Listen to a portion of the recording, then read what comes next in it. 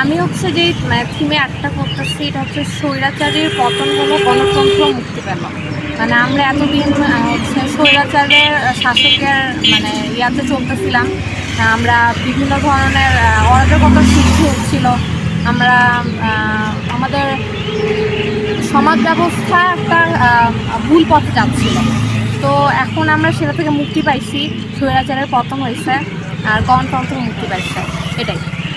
মূলত আমাদের স্কুল প্রাঙ্গণে গেটের বাইরে যে দেওয়ালগুলো আমরা আর্ট করেছি, কিছু গ্রাফিতি করেছি আমাদের সংগ্রামে এবং বিজয়ের সময়কালে। এখানে যে আর্টটি দেখতে পাচ্ছেন মূলত হলো নিশ্চিন্তে খান স্বাস্থ্যকর অল টাইম পান, অল টাইম হেলদি লাইফ।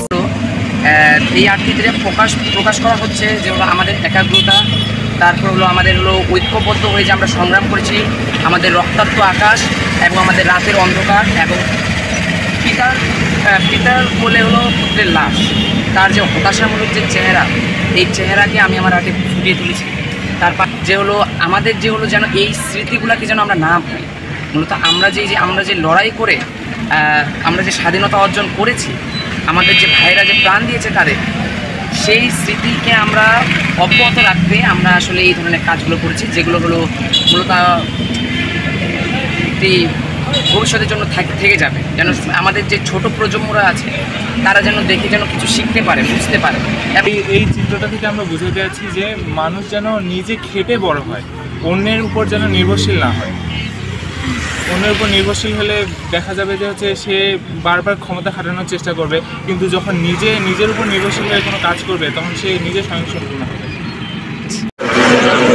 আমরা শহীদদের যে মানে যারা শহীদ হয়েছে আমাদের এই আন্দোলনে, তো আমরা এটা হচ্ছে তুলে ধরার জন্য যেন সবাই এটাকে মনে রাখে আর ভুলে যেন না যায় যে আমরা এত কষ্ট করছি সব কিছুর জন্য। 5ই আগস্ট ছিল হচ্ছে আমাদের বিজয়ের দিন, আর হচ্ছে জুলাই মাসে যেহেতু আমাদের এই সব আন্দোলনগুলো শুরু হয়েছে, ধরে রাখতেই 24শে জুলাই বলা হয়েছে। বাচ্চাদের যে এখন যে দেয়ালে যে লিখনটা লিখছে, এটি নিঃসন্দেহে প্রশংসার দাবিদার। যদি এই ধরনের লেখাটা যদি গোটা শহর হয় আরও ভালো।